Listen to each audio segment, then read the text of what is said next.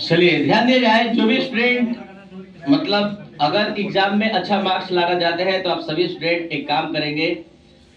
अगर आप शुरू से जब से आप 12th में एडमिशन लिए हैं तब से एकदम मन लगाकर आप अच्छे से पढ़ रहे हैं, ठीक है, तब से आप पढ़ रहे हैं तो आप एक कैटेगरी के स्टूडेंट हैं।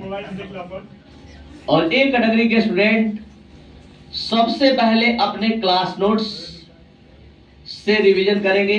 ये पहला स्टेप होगा, लेवल ए होगा, लेवल 1 होगा। दूसरा लेवल होगा कि आप उसके बाद एनसीईआरटी बुक का फॉलो करेंगे। और तीसरा लेवल होगा कि आप एनसीईआरटी के सारे क्वेश्चन को बनाते हुए क्वेश्चन बैंक बना लेंगे। आपका 90+ रिजल्ट आएगा ही आएगा, 90+ गारंटी है कि आ जाएगा। सबसे पहले आप क्लास नोट्स से, फिर क्लास नोट्स पढ़ने के बाद फिर कभी नहीं पढ़ेंगे इसको, सिर्फ एनसीईआरटी का बुक पढ़ेंगे और उसका क्वेश्चन बनाएंगे और क्वेश्चन बैंक से रिवीजन करके चले जाएंगे और आपका 90+ आना ही आना है। लेवल बी, लेवल बी में वो स्टूडेंट है जो केवल 60 to 80% मार्क्स लाना चाहते हैं, 60 से 70% बल्कि।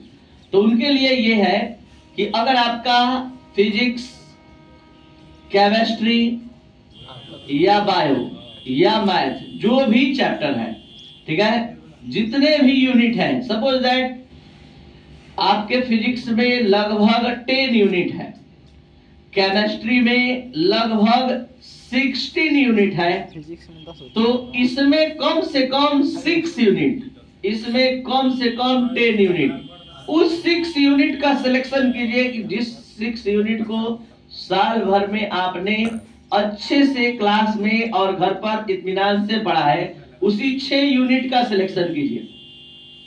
और केमिस्ट्री में भी उसी तरह से 10 यूनिट का, 16 यूनिट में 10 यूनिट का सिलेक्शन करिए।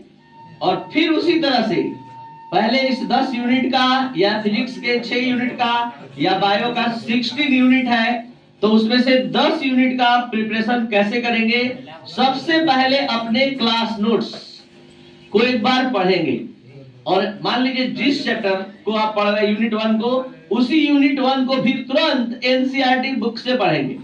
एनसीईआरटी से पढ़ेंगे ही पढ़ेंगे, इसी से सब कुछ होना है। आईएएस का भी प्रिपरेशन इसी से होता है। तो आप इसके बाद क्लास नोट्स पढ़ना बंद कर देंगे और आप अपना मेन एनसीईआरटी को बनाएंगे। इसके बाद क्वेश्चन बैंक और गेस्ट पेपर्स को बना लेंगे। इतना ही से आपका काम चल जाएगा और 60 to 80%। देखिए हम ऐसा क्यों कर रहे हैं, बहुत सारे स्टूडेंट जो है केवल क्या करते हैं, गेस क्वेश्चन पढ़ लेते हैं। गेस क्वेश्चन पढ़ने वाले हमेशा डरे रहते हैं कि एग्जाम में आएगा नहीं आएगा, लेकिन आपका डर खत्म, क्योंकि आप 10 चैप्टर के मास्टर बन के जा रहे हैं।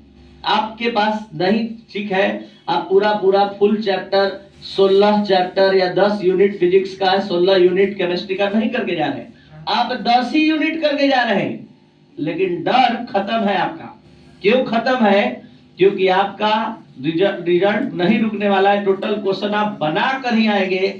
तीसरे लेवल का जो स्टूडेंट होता है जो केवल किसी तरह पास होना चाहता है, तो कम से कम क्वेश्चन बैंक बना ले और उसके बाद 5 यूनिट फिजिक्स, 5 यूनिट केमिस्ट्री और 5 यूनिट बायो का पूरा पढ़ ले। अगर इस मंत्र, इस दोनों ए और बी लेवल के स्टूडेंट का बात करें कि अगर अच्छे से इस तरह से जिसे हम बताए हैं, तो वैसे आप नीट और IIT जी मेंस एडवांस तक क्वालिफाई कर सकते हैं अगर इतना कर ले तो। क्योंकि देखिए आपको 3 सब्जेक्ट का आपके पास लोड है, आपके पास टाइम कम है और 10 यूनिट केवल प्रिपरेशन कर ले 16 चैप्टर में। अगर मान लीजिए 10 यूनिट में 6 यूनिट फिजिक्स में, 16 यूनिट में केमिस्ट्री में केवल 10 यूनिट कर ले, तो कभी भी कोई एग्जाम में आपका रिजल्ट आ ही जाएगा है, क्योंकि आप इसके मास्टर बन के जा रहे हैं, क्योंकि आप नोट्स से नहीं पढ़ के जा रहे हैं, टोटल बुक से पढ़ के जा रहे हैं। तो यही आपका मूल मंत्र है। अब आप भी अगर नहीं समझे अभी, अब रहने दीजिए, हो गया, ठीक है, आप लोग कर लिए रिकॉर्डिंग। अब सुनिए, ध्यान दीजिए।